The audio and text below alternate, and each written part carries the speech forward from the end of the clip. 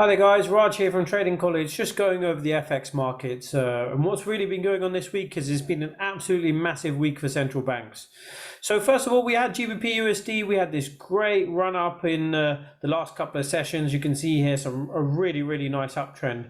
And there's been some really good trades. So we won't really focus on the start of the move here where we had some really good PTS signals. It was really the middle of this move here where the next PTS system signal really turned up, so around that mark, and we had a really good run up, a really quick spike after the Bank of England meeting.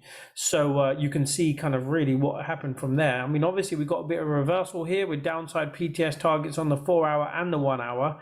That's happening at the moment, but it was just at the time of the BOE meeting where things turned good. And I'm just going to drop down to a lower time frame to show you that. So give me a couple of seconds.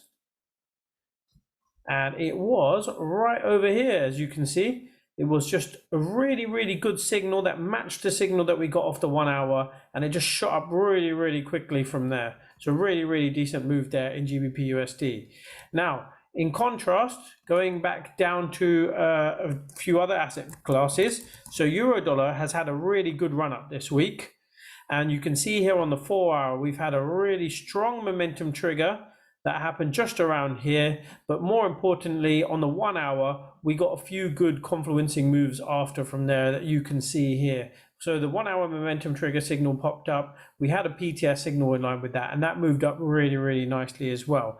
Now I would take this 1 hour PTS signal to the downside with a bit of a pinch of salt, because we're still on the upside on the 4 hour. So it could be a good chance here that we're getting a bit of a reversal to the upside. We just need to see whether it's going to be sustained and continued, and potentially we could get a new signal here or a new setup here on the 1 hour to the upside that could look potentially good in the coming few days.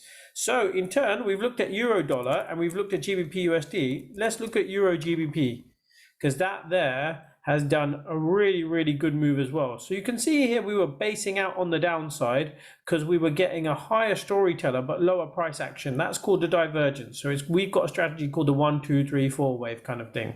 So matching that with what happened here on this day, you can really see there was a strong move up again.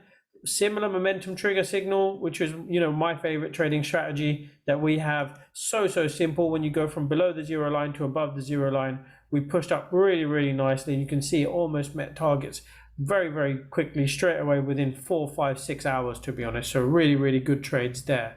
Now away from that, I'm just going to go to USDJPY. We had no central bank news really from this currency pair, but again, you know, really strong uptrend on the weekly, above the moving averages on the daily and everything here.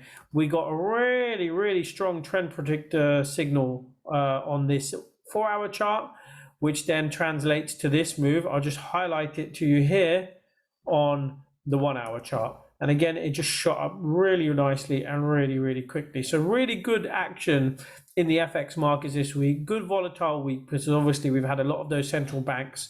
You know, the central bank in the UK raising interest rates.